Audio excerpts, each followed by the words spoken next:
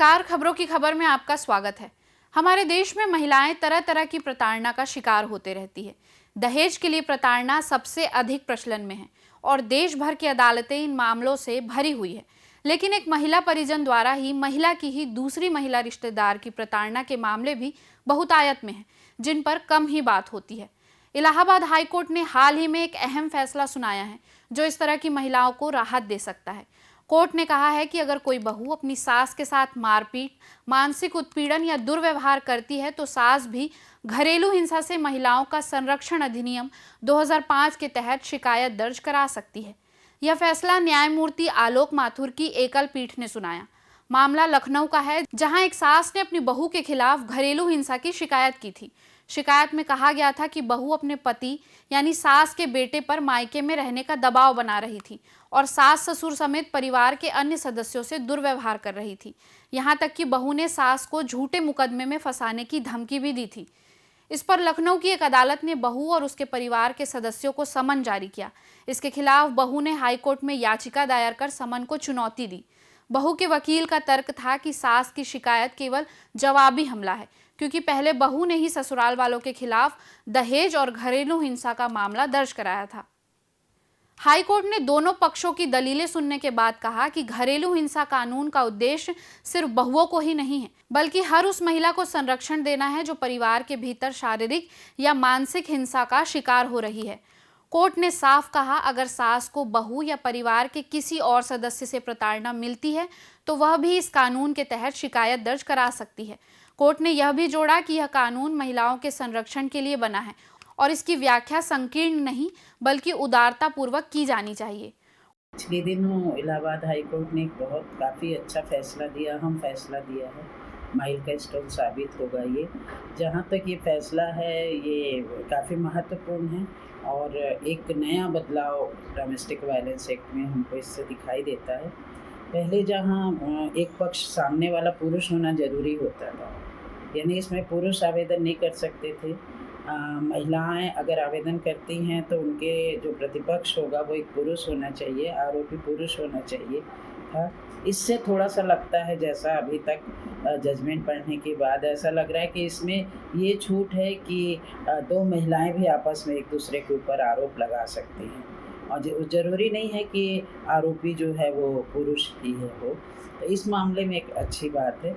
जहाँ तक सास बहू की बात है, सास बहू के रिश्ते तो वैसे भी पुरातन समय से अच्छे नहीं माने गए, बहुत सख्त रिश्ते नहीं माने गए हैं और जो समाज में भी लगता है सास बहू हैं तो एक मैसेज सीधे सीधे ये जाता है कि सास क्रूएल होती है, सास सास होती है, सास कभी माँ नहीं बन सकती है।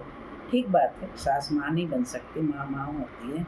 लेकिन मैंने देखी ऐसी सासें जो पुत्रवधू से बराबर बच्चे अपनी बेटी जैसा व्यवहार करती हैं, सहेलियों जैसा वो लोग रहती हैं, भले उनका परसेंटेज कम है। तो इससे एक अच्छा मैसेज जाएगा कि समाज में भी, सामाजिक दृष्टि से भी सास को प्रतिष्ठा पूर्ण स्थान के नज़र से देखा जाएगा और ये एक अच्छी बात है कि इसमें एक तरह से जो महिला अधिकार हैं वो और ज़्यादा सुरक्षित होते। देखिए, अल्टीमेटली सास भी तो महिला है ना। सास को तो हम महिला की श्रेणी से अलग नहीं रख सकते ना, वो भी एक महिला है। तो उसके भी अपने अधिकार हैं और महिला अधिकार को सुरक्षित रखने का जो एक कानून है, दायित्व भारतीय नागरिक संहिता है, जिसमें प्रत्येक भारतीय नागरिक को सुरक्षित रहने का अधिकार है।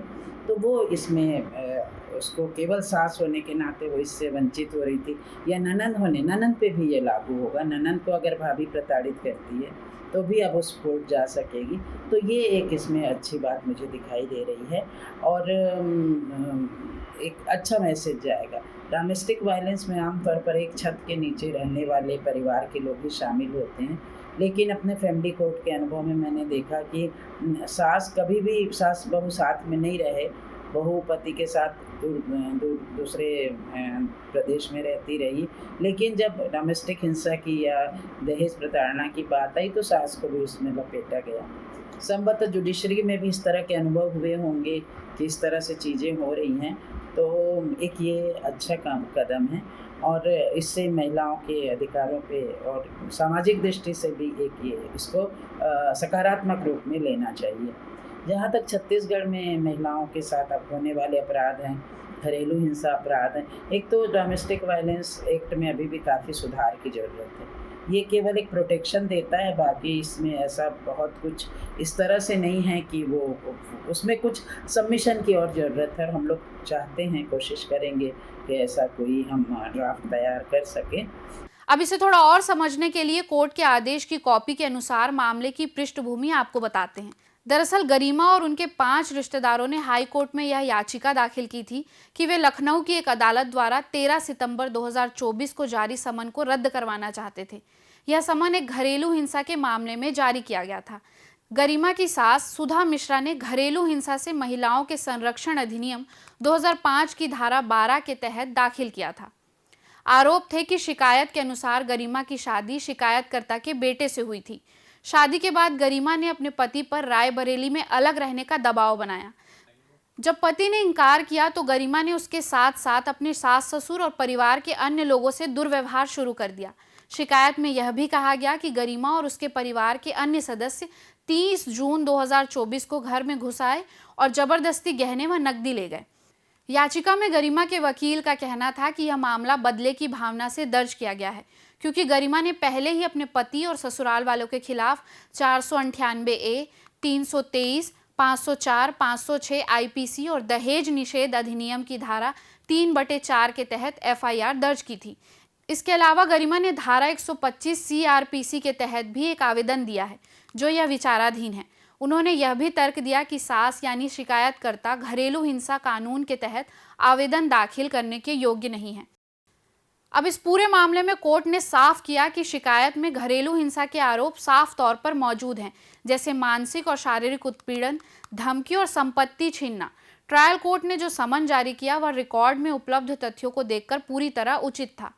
सिर्फ इस आधार पर कि सास ने शिकायत दर्ज कराई है, याचिका को खारिज नहीं किया जा सकता।